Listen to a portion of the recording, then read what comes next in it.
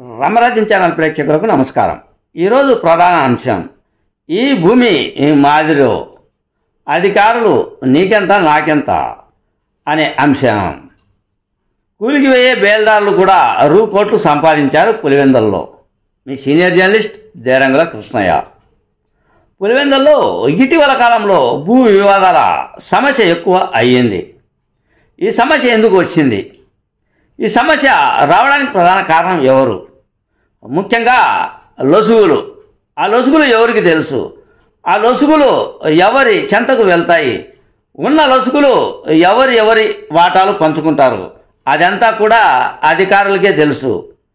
Sub register కార్యాలయం నుంచి అటు తర్వాత ఎంఆర్ఓ కార్యాలయం వరకు, అటు తర్వాత ఇంకా కొంతమంది ఉంటారు ఎంఆర్ఓ కార్యాలయంలో పనిచేసే చిన్నపాటి సిబ్బంది, సర్వేయర్లు. వీళ్ళంతా కూడా కుమ్మక్కు అవుతారు. కుమ్మక్కు అయ్యి నీకింత నాకింత, దోచుకో దాచుకో అనే సమస్య పులివెందుల్లో ఉత్పన్నం అవుతూ ఉన్నట్లు ఉంది.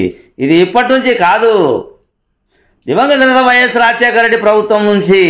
అప్పట్లో రియల్ ఎస్టేట్ బ్రహ్మాండంగా జరిగింది. ఎప్పుడైతే రియల్ ఎస్టేట్ వ్యాపారం దిగజారిందో కోటాను కోట్లు ఖర్చు పెట్టుకున్నారు, కోటాను కోట్లు రిజిస్ట్రేషన్ చేసుకున్నారు, కోటాను కోట్లు ఏదో ఫ్లాట్ వ్యాపారం అనుకున్నారు. ఆ ఫ్లాట్ వ్యాపారంలో అసలు ఫ్లాట్ వ్యాపారం గురించి కొంతమందికి తెలియదు.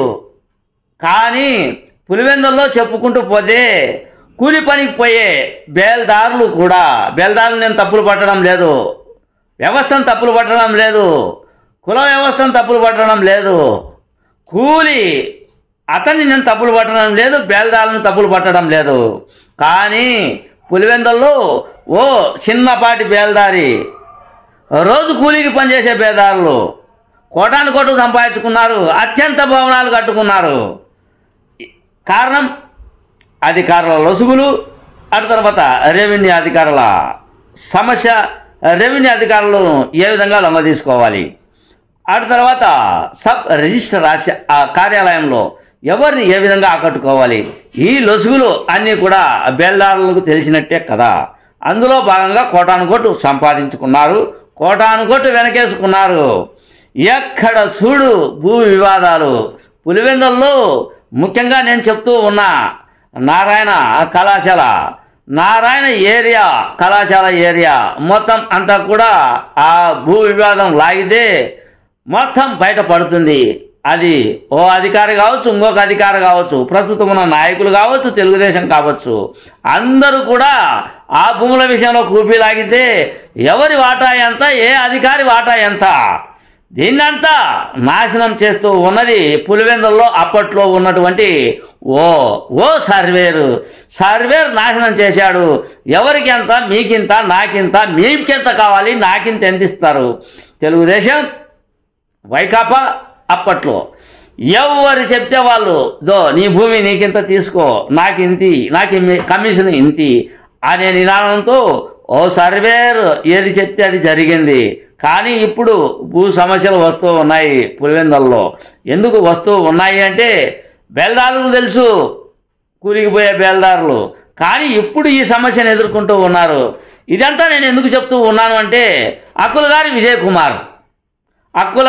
కుమార్ తెలుగుదేశం యువత, ఆయనకు ఒక పదవి ఉంది. ఆయన ఏదో భూమి స్వాధీనం చేసుకున్నాడు అంట. ఆ భూమి స్వాధీనం పట్ల మీడియా ముందుకు వచ్చారు కొంతమంది ఆరోపణలు ఎదుర్కొంటున్న వారు. మీడియా ముందుకు వచ్చి అక్కులగారి విజయ్ కుమార్ రిజిస్టర్లతో సహా అటు తర్వాత ఆ భూమికి సంబంధించిన వివాదాన్ని మీడియా ముందుకు తెచ్చారు. దానికోసమే నేను ఈ వీడియో చేయగలిచా. ఎందుకు అంటే ఆ ఆరోపణలు చేస్తున్న వ్యక్తి, పక్కనున్న వ్యక్తి, అతని స్థితిగతులు, అతను ఏం చేస్తున్నాడు అప్పట్లో నేను చెప్పదలుచుకోను. మొత్తం మీడియాకు కూడా అందరికీ తెలుసు పరిస్థితులు, స్థితిగతులు. ఒకప్పటి బేల్దారులు ఎప్పుడు కోట్లు సంపాదించారు, ఏ విధంగా కోట్లు సంపాదిస్తారు, ఏ విధంగా వాళ్ళు ముందుకు వెళ్తారు, ఈ విధంగా చెప్పుకుంటూ పోతే, ఈ విధంగా మనం ఆరోపణలు చేసుకుంటూ పోతే ఓ కళ్యాణ మండపం కావచ్చు, అటు తర్వాత సైడ్ కాలువల బిజినెస్ కావచ్చు, అటు తర్వాత పులివెందుల్లో కూడా, టౌన్లో కూడా కొన్ని ఏరియాలు ఆక్రమణలు కావచ్చు. ఎవరి ఇష్టానుసారం అధికారులు మనకు పలికితే అధికారులు మనకు చెంత ఉంటే నీకెంత నాకెంత కూబీలాగే ప్రయత్నం. సరే, ఈ విషయాన్ని పక్కన పెడదాం. ఇటీవల కాలంలో పార్థసారథి ఆరోపించాడు, ఆయన వేముల తెలుగుదేశం నాయకుడు. ఏమైంది ఆ ల్యాండ్ల గురించి, ఏమైంది ఆ ల్యాండ్ల పరిస్థితి గురించి, జీవోలతో సహా సర్వే నెమ్మలతో సహా అతిగతి లేదు, స్థితిగతి లేదు, అయిపోయింది. ఎవ్వరి తతంగం వాళ్ళది. కానీ పరిస్థితులు రావు, దాన్ని చక్కబెట్టరు, సరిదిద్దుకుంటారు. అందరూ మన వాళ్ళే, నాయకులు బలి అవుతూ ఉన్నారు మధ్య వ్యక్తులు. ఇదంతా నేను చెప్పదలుచుకోలే. ముఖ్యంగా ఈరోజు సంభాషణ వచ్చింది అక్కుల గారి విజయ్ కుమార్ రెడ్డి మీద వచ్చిన ఆరోపణల ప్రకారం నేను చేస్తూ ఉన్నా.